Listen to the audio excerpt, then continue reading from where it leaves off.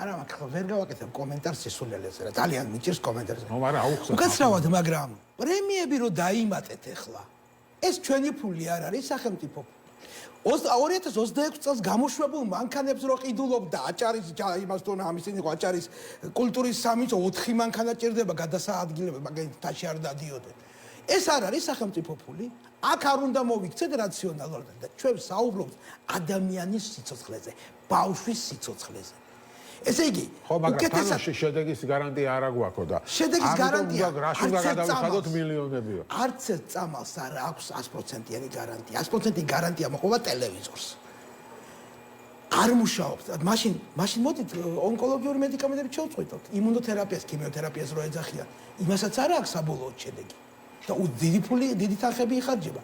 ჩვენ საუბრობთ ადამიანის სიცოცხლეზე. როცა გვაქვს შანსი გადავარჩინოთ ან მისი სიცოცხლის ხარისხი ავამაღლოთ, კაცილებით ავამაღლოთ და აქ ეს რაღაცა რაციონალობაზე მეკი. აი რატო ღირს ასე ძვირი ეს მედიკამენტი ეს? მომისმინეთ, ნახეთ, რა ქვია დაავადებებს? იშვიათი დაავადებები. იშვიათი დაავადებები ხდება იშვიათად. და ძირითადად გენეტიკურ ხასიათს ატარებენ. გენეტიკური მედიკამენტების ერთ-ერთ მედიკამენტს, რომელზეც საუბარი, 20 წლის განმავლობაში იკვლევდნენ. 20 წელი მუშაობდნენ ამ მედიკამენტის შექმნაზე. თქვენ გესმით რა თანხა დაიხარჯა, მაგრამ ესე არ არის როგორც მაგენი საუბრობ. როგორც სახელმწიფო იღებს ვალდებულებას, რომ იყიდის ყოველწლიურად, მიდის მოლაპარაკეზე მწარმოებელთან, იცით რა მხელა ფასდაკლებებს აკეთებენ. შეიძლება გაჩუქონ, შეიძლება კვლევებში შობლის თანხმობ კვლევებში ჩაგდონ. უყურებენ იმას ეს მეორე ეტაპია ხო დაარეგისტრირეს მეკითხები მე მიდის ვაჭრობა ცოტა სიტყვა მიდის მოლაპარაკება ქვეყნის ბიუჯეტი რამხელა ჯანდაცვის ბიუჯეტი რამხელა და იქიდან გამომდინარე ეს მაფიოზო სტრუქტურებს რო ეძახის ეს ვითომ პრემიერ-მინისტრი იქ აბსოლუტურად სხვანაირი ურთიერთობა ხდება და მითომ ეს თუ დაინახავენ რომ სულ რაღაცა შეიძლება გვაჩუქონ რაღაცა ნაწილი დიდი ფასდაკლებით მოგცენ, გადახდა დავიწყოთ 2 წლის შემდეგ, მაგრამ სახელმწიფოს ელაპარაკებენ იმ დროს სახელმწიფო არის ორგანიზაცია არ უნდა გაკოტრდეს. ხო, მაფია რაშვაში იყო. აი, მეც ვერ გავიგე რაშვაში. ანუ აუხსნათ, რომ ანუ რადგან ამ წამლის გამოგონებაზე ბევრი წელი მუშაობენ, ბევრი თანხა პლუს არის იშვიათი და ანუ ცოტა ადამიანს აქვს, ხო, მაგალითად ეხა რაღაცა სიცხის წამალს რო გამოუშვებ, იმას ყიდულობს მილიარდობით ადამიანი.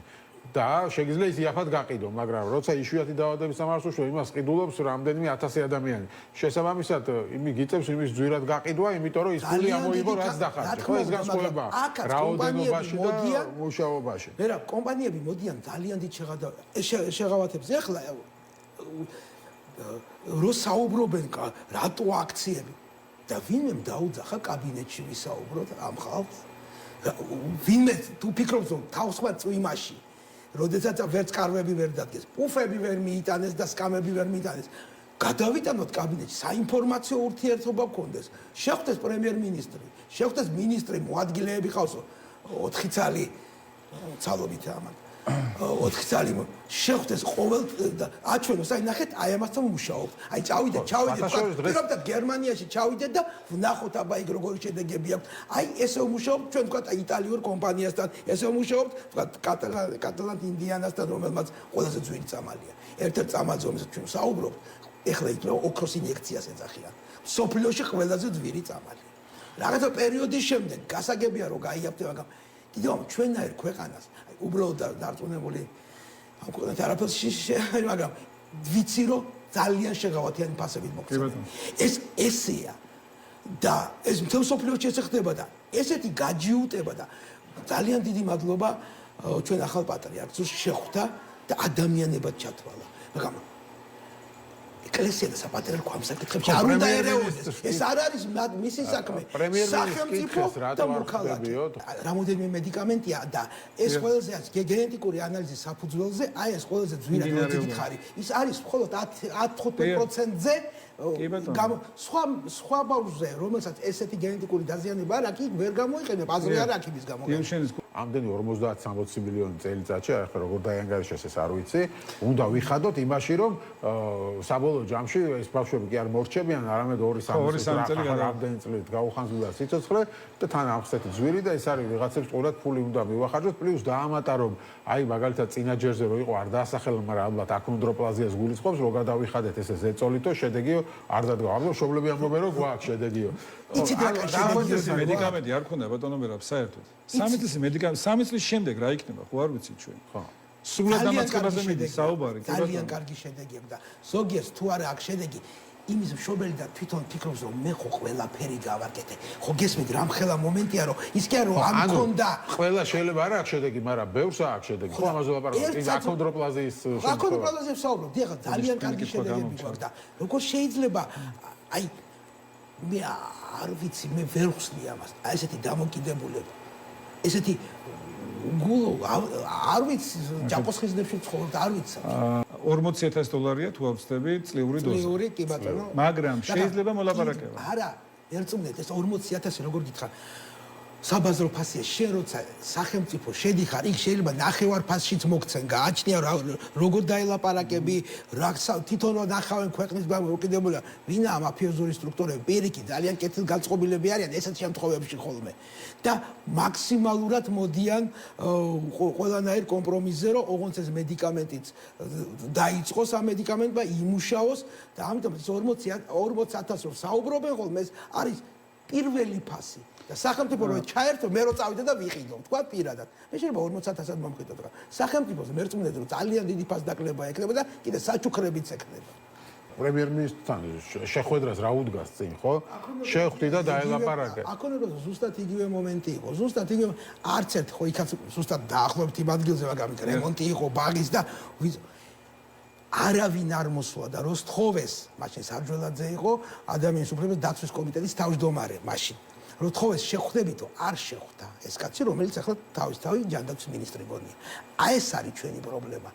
ეს არის ჩვენი პრობლემა რომ კომუნიკაციის არ არსებობა. დავჭდეთ, ვისაუბროთ, საინფორმაციო ცენტრი შევხვდათ, მივიდეთ, როგორც თქვი, მივიდეთ, ვაჩვენოთ, ჩამოუცხოეთში გავიყვანოთ მშობლები, ბავშვები, ვანახოთ როგორ ხდება, რომ ვმუშაობთ.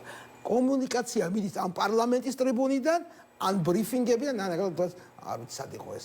მინი ეგრეთ წოდებული მინისტრი წასული იქიდან.